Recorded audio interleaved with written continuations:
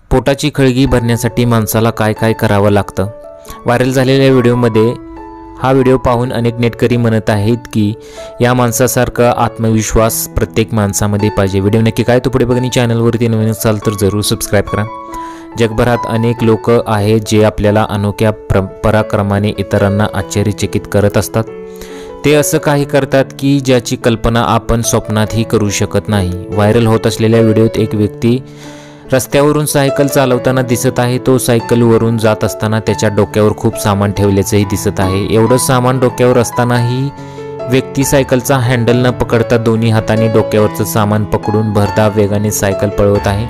डोक्यावर काही सामान ठेवून सायकल चालवणे हे खूप अवघड काम आहे, मात्र हा व्यक्ती इतक्या सहजपणे सायकल चालवत आहे ते पाहून अनेक जण थक्कच झालेले आहेत।